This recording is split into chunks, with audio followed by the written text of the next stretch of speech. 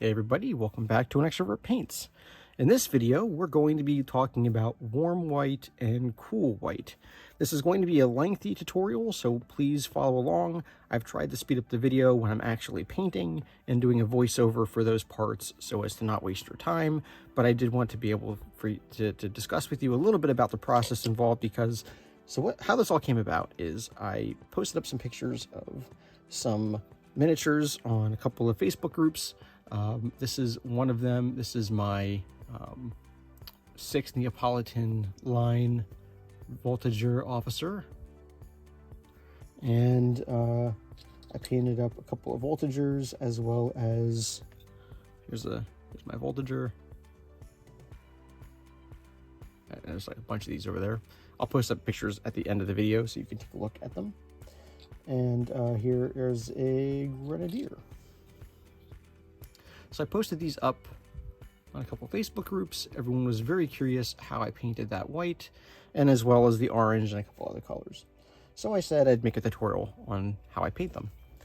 A couple of points to call out here is that we're going to be painting with warmer whites, not cooler whites. So we're not actually going to use white. It's going to be every color on the spectrum on the warmer side of white versus the cooler side of white. So we don't want to go with white. We want to go with things like sandy colors and ivory colors, as opposed to things like, you know, cool like ghost white or arctic white or any of those other colors. We want to stay away from grays. We want to stay away from blues, at least on the uniform. And I'll show you what I mean by that. So if I were to take a couple of figures. So this lad here on the left is painted with the Andrea white. His pants are Andrea white. And this lad here on the right is painted with all of the warmer whites I was talking about. You can clearly see a distinction in color. Now, white's a funny color because white can be white, or it can appear white, even when it's not white. But if it's close enough to white, your eyes will deceive you into thinking that it's white, and it's the whitest possible white it can be until it's put next to a whiter white. I know that's a bit of a random way to put that, but it's the truth. If you were to look at, say, Ivory, which is the highest highlight we're going to use, you'd say, well, that's white, right? But when I put it next to Arctic white, well, you can see now that this is much brighter and more vibrant than this one, but this is also on the cooler spectrum, which is why we're not going to be using that, at least for the uniform. So, a couple of points. I will be putting up the colors on the screen here as you're watching, as I switch to them throughout the video. I will also be putting all the paints that I use in the description box below. As far as consistency goes, I will be thinning down my paints 50-50 water to paint. And this is a traditional painting tutorial, so if you want to get the idea of how thin my paint is, you can see it there. It is thin. And I will need to apply about 2 or 3 coats of the base color here, which is Vallejo Game Color Extra Opaque Heavy Brown. This is going to be the base layer. All right, and then what we're going to do is I'm going to apply it with basically a very ready old brush that I have. This is a, I think I got this at Michael's. It's an Artist Loft 1 round. Very old, dingy, bad pointed brush. And then when I get to the detail work, I am going to be switching to my Series 7 Winsor & Newton. I have a few of these brushes. However, the one I'm going to use the most is going to be my Series 7 miniature brush, and this is a 2. And the point doesn't look very good right now because I haven't put any water in it, but that's what it's going to look like when I start using it. If you guys have any questions about anything else that I'm using, please let me know in the comments below. And if you're looking for a speedier tutorial on how to paint white, you can check out Sonic Sledgehammer. They have a great YouTube channel, and they're more oriented towards getting miniatures on the table a fast way that look really good. This is more of a painter's style tutorial, so we will focus on things like layering and detail painting, not necessarily dry brushing and washes, although we will use a few of those as we go on. So here we go. So somehow I forgot to hit the record button on my first layer of the extra opaque heavy brown. So you're seeing me apply that now. Yes, you will need to apply 2 thin coats of this color, maybe 3, to really bring out that brown tone. And we want that specifically to counteract the coolness of the Mechanica Standard Gray Primer that I used. Whatever color you're using, this might depend, but if you're undercoating or priming in black or gray, you definitely want that warmer tone underneath the subsequent layers are going to apply. And this is going to make it easier to not only apply those layers in fewer applications, but also really bring out that warm tone that we're looking for and establish those deep shaded recesses.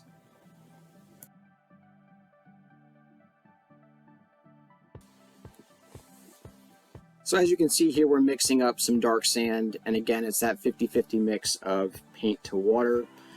Now, this is still relatively thin yet, but it's not as thin as we're going to get with some of our paint later in the highlight stages. But you will see I'm doing more targeted application to this layer.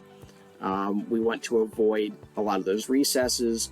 We're going to try to aim away from that heavy, extra opaque heavy brown along the seams, for example, like you're seeing right here, or in the flap of the trousers like I was just painting a few seconds ago.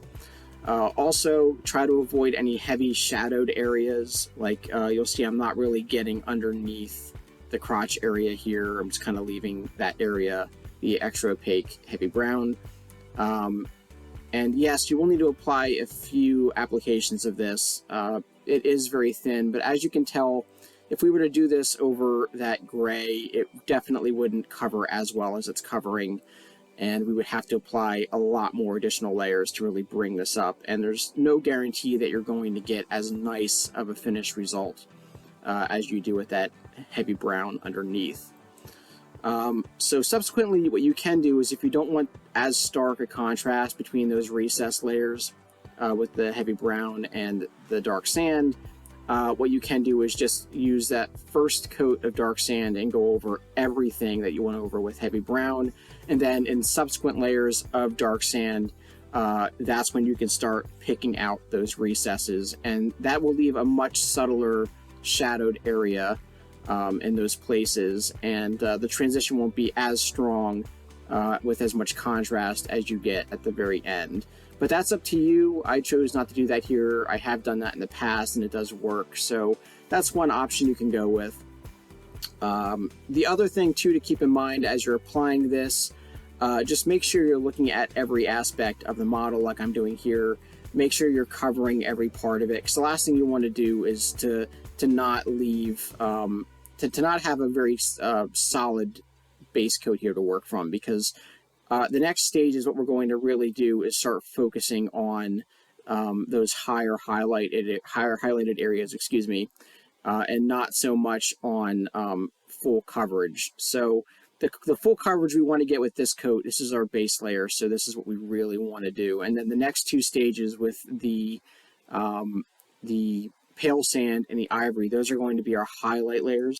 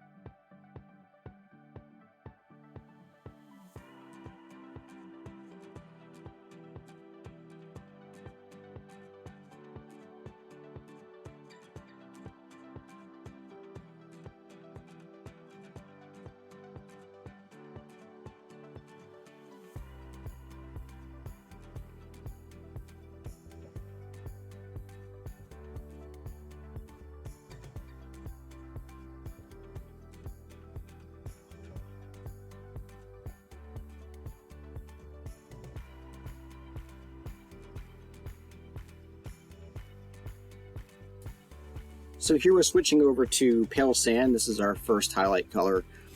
And I'm also switching over to my Kolinsky Sable Masterclass brush from Army Painter. This I had picked up in an Army Painter brush set a while back. It's a great brush. I've had it for years, and I do use it for some detail work as well.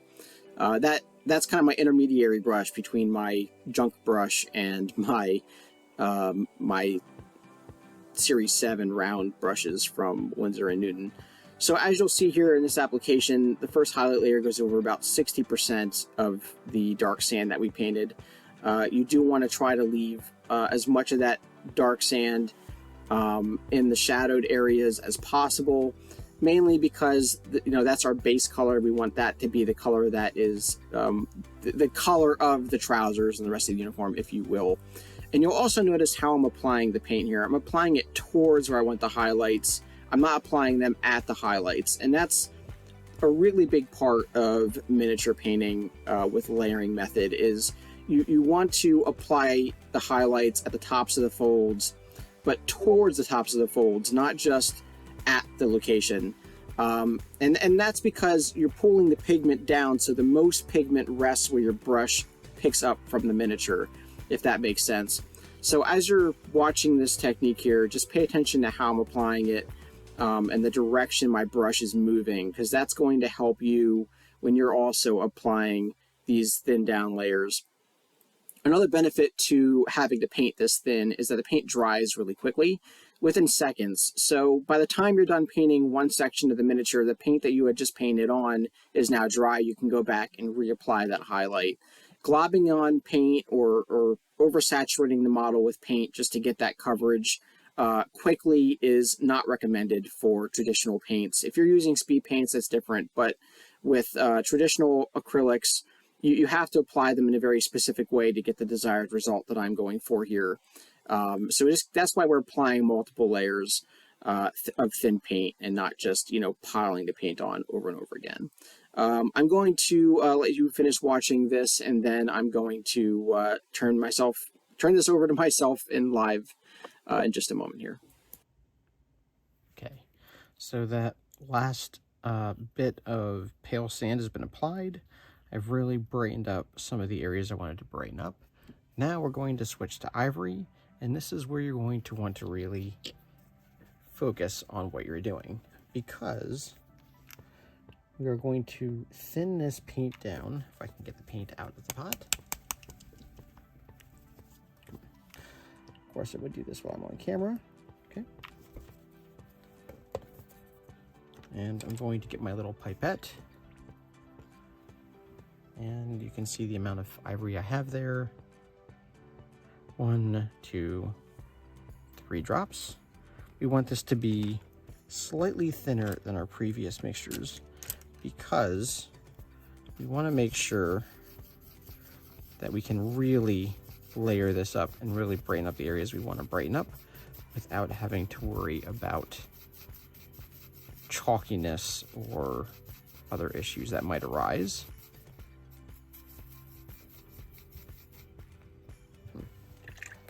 Still a bit chunky yet. I'm not quite sure what's going on, but we'll work with it. It'll be all right. I'm gonna get some more water there. I got like a, there we go. That's better. Okay, so you can see here how thin that is. Okay. Now, I'm going to switch. I was using the Army Painter Kolinsky Masterclass brush that I got in one of their paintbrush sets. This is a great brush. I still use it for kind of the first highlights that I use, and occasionally I'll use it for some other detailing work. But I really want to switch to my Winsor & Newton Series 2 brush now. I say you can't beat a Winsor & Newton Series 7 brush. They're just so amazing. The tips are incredible. So I'm going to do a little bit of this on camera. So you're going to see how thin this is when I apply it, but you can see, hopefully, that I'm just applying it to the highest points of interest. And I'm pulling the paint towards that spot. So I'm starting, for example, on the knees. I'm not just painting the knees. I'm painting above the knees, and I'm pulling it down towards the knees. And on these folds here,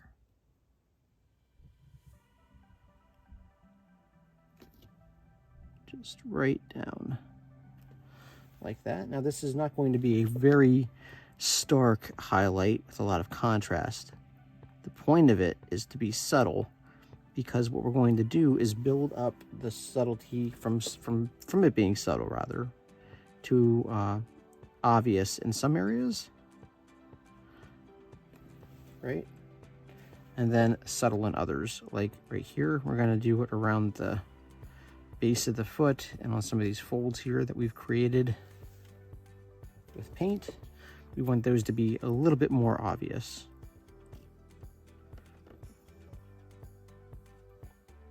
Okay, so you can see what I'm doing here. We'll need to apply a few layers of this because it is so thin, but keep in mind that it will go very fast because we are not painting the whole uniform. We're only painting the highest points of the uniform, and specifically the uniform that is not in shadow. So it'll go much faster. See, I've already done the pants with the first layer, and I will come back to them on a second pass once I get the rest of the uniform done. So I'm going to do that off camera since you can see the technique, and when I come back, we'll talk about the next steps of the uniform. All right, so what I've done is I've gone in and I have softened some of the transitions from the first two highlights and the base color, because I realized it was a little too overpowering. And how I did that is I have my palette here, right? And I just took a 50-50 mix of these two for some more shadows, 50-50 mix of these two for a little bit more of a subtler highlight, moving from that transition from the the dark sand to the pale sand. And what I've done is these three right here, I've just mixed in a way, you can see here on the palette, just to get some more subtle tones and transitions. And because it's so thin, I can go in, I can add, okay, well, a little bit more darker shade in here, and a little bit more darker shade in here, and under here, and maybe at the backs of the knees, and maybe underneath some of the epaulettes and the belts and such, and just tone it down a little bit in those areas, but reapplying those highlights to the main points will also help kind of bring out some more of that shadow. So that's what I'm just doing now. I'm applying basically just small little lines of highlights.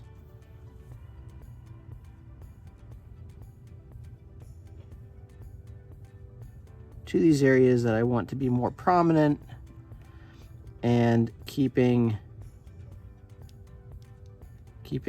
those shadows and the recesses where it won't be overpowering to that original base color like it was before. So that was my bad. Don't think you're going to pick up a brush and immediately be good at this technique, especially if it's your first time doing it. Just keep in mind, this is a skill. This is not a talent. Skills are learned. You're not born with an innate ability to paint. This is something that comes with years and years and years of trial and error. I've been painting miniatures this way since 2013. So for 10 years, I've been at this hobby in its more recent iteration. I was when I was a kid as well, but just keep that in mind. Like, you know, if you see me doing something a certain way or using my brush a certain way, definitely try to imitate it. That's the best way you're going to learn. but don't just assume, if you've never painted this way before, that you're gonna instantly pick it up. Some of you might, some of you won't. That's why we have these tutorials, so that you can learn from them and hopefully get something out of them. So every once in a while, I'll pick up a miniature and I'll say, okay, well, does that look fairly close? Yes, it's not perfect.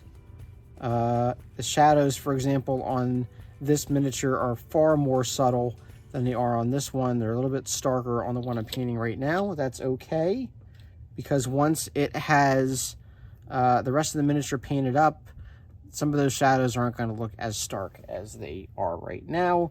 It's a process, and you have to learn to trust the process regardless of what stage you're at. You can always go back in and lighten up some of those shadows with paint later on. Don't feel like this has to be the final stage of the white that it is right now. So just keep that in mind as you're following along. As I'm painting this, I may go in and adjust a bit of the shadows here and there. Don't freak out. Don't feel like, you know, you have to follow exactly what I'm doing. It's just one of the things that I do. So we're going to move on to the orange now. And the first coat we're going to use is Parasite Brown. And that's going to go on all of the facings. And we'll do that now. So here we're applying Parasite Brown. It's a really nice reddish, orangey brown from the Vallejo game color range. I use this anytime I go to undercoat a orange color, specifically a vibrant, bright orange like we're going for today. If you're going for something like a darker orange, actually this color will work great as your base color. Then you want to undercoat this in a deeper brown, reddish color like leather brown or something like that. But as a starting point, this is going to work out well for us. It's going to bring it up from that gray tone of the Mechanica Standard Gray Primer, and it's going to give us something to highlight against with our ultimately our higher highlight, which we're going to write next after this.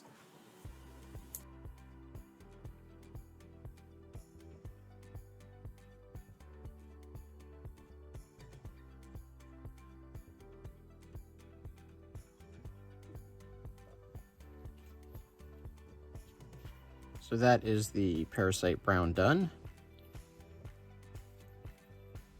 Doesn't look like much now, but it will. What I'm going to do is use the heavy opaque brown that I have, the opaque heavy brown.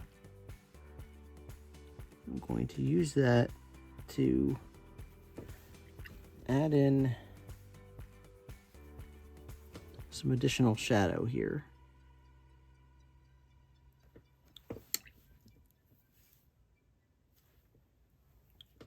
Now it is very thinned.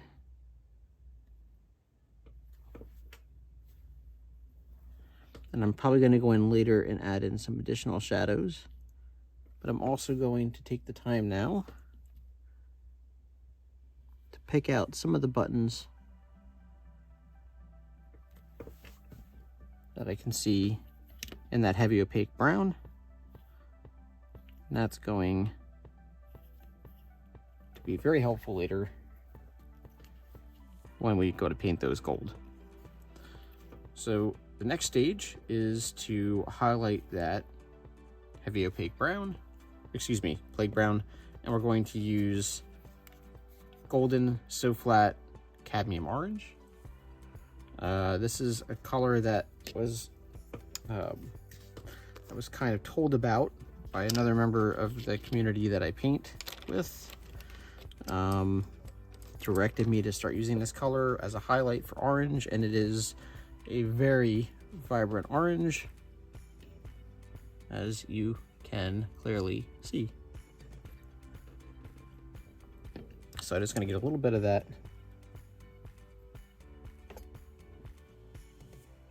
on my palette.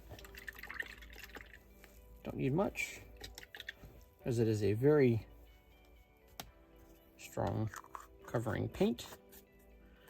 Still need a couple of layers though, so don't get your hopes up quite yet. And then we'll just put a brush full of water in there. You want to keep this a little bit more on the thicker consistency side of things, just to help with that coverage. Although that's totally up to you. If you want to do a thinner layer, and just layer it up like normal, you can. And for this, we're just going to focus on, let me switch brushes here. This is go with my Kolinsky brush from Army Painter.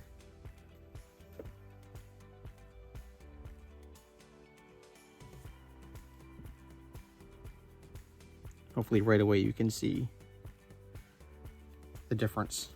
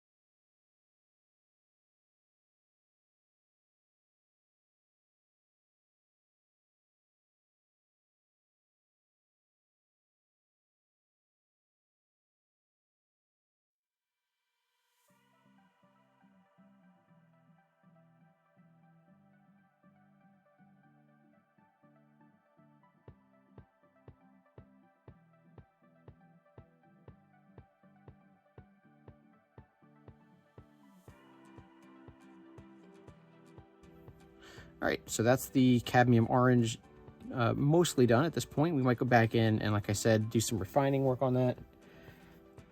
I'm just going to add an additional shadow here just because I want to really define that center line there.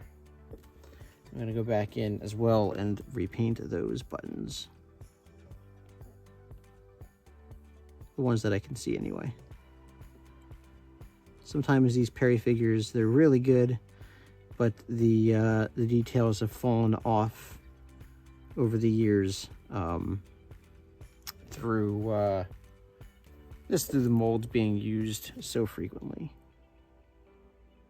I'm also going to take this time to paint in the NCO stripes here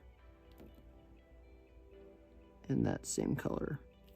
Again, just really helping me to see them later, and also to make them more defined right now. So you can do this now, or you can do this at a later point. It's up to you.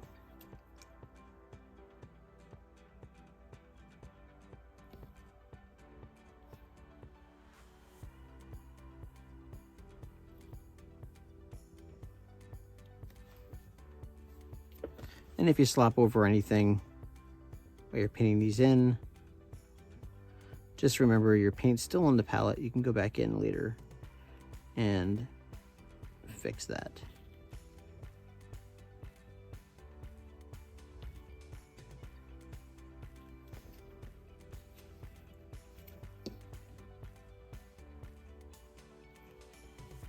Okay.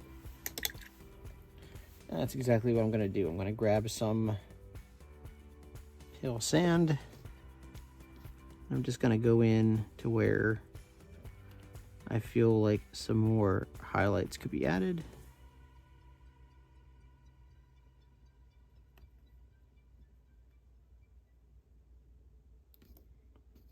Just going to hop them in.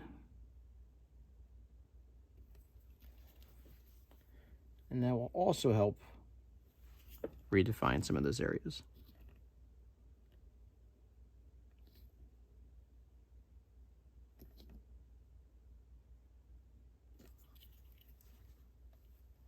Hopefully this is all on camera.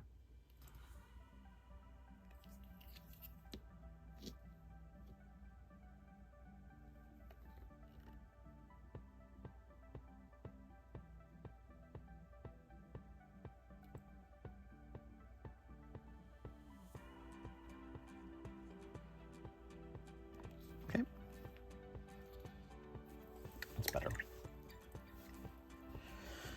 Okay, so that is the cadmium orange done. That's the white done.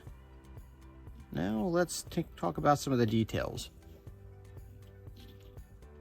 So we've got a lot of other areas to paint up here. We've got the shako, the boots, the cartridge box, which are all going to be in black.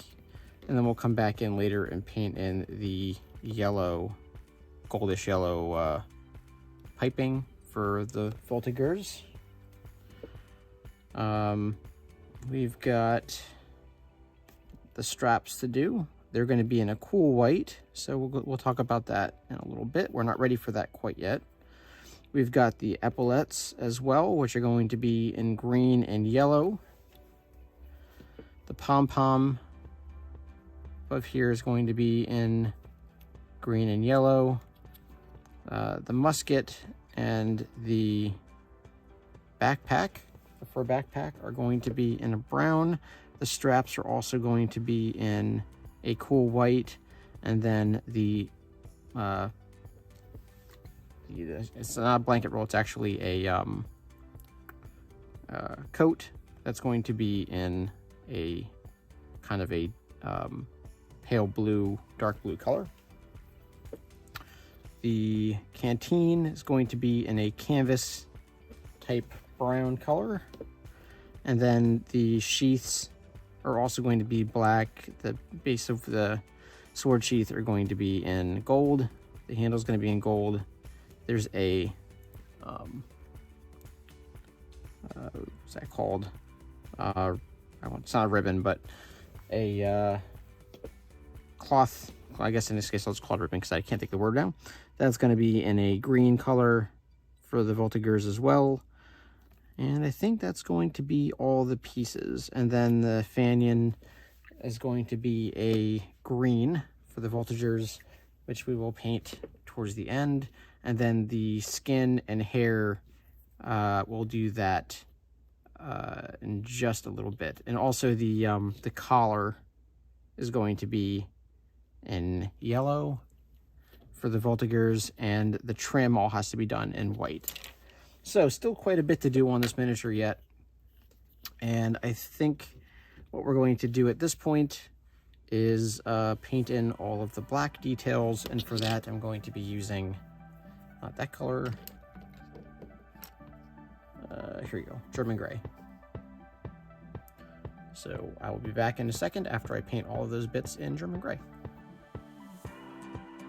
All right, so that wraps up the tutorial on the white uniform.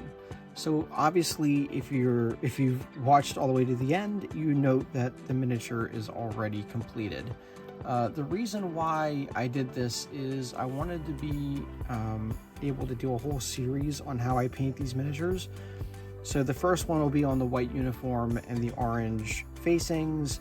The next video is going to be on all the various other parts of the kit, and then we'll do final touches in a part 3 or something like that later. These videos will go too long otherwise, and I don't want to bore everybody watching the videos, and I don't quite know how I'm going to edit the videos ahead of time. I usually figure it out on the fly. So for those interested, this is what the miniature will look like. So throughout this whole video and the next series of videos, I'll say a lot: trust the process, trust the process, trust the process. If it doesn't look great right away, don't freak out. Just keep in mind that the end result is what you're going for. The intermediate stages getting to that end result might be messy, they might be dirty, but that's all a part of this hobby. So, if you want miniatures that look pretty decent, for a tabletop standard like this one, this would be my suggestion to continue following these videos, and hopefully you get something out of them. In the comments below, feel free to leave any thoughts you might have, anything else you'd like to see. Please like and subscribe and share. That'd be greatly appreciated, as any traffic that can bring attention to my videos is helpful to me. I don't make any money off of them. but it still helps with the rankings and such on YouTube. It just, the algorithm picks them up and distributes them. And if I can help somebody, you know, even painting warm white, like I paint, if that helps somebody, then I'm happy. So thanks everyone, and catch you all in the next video.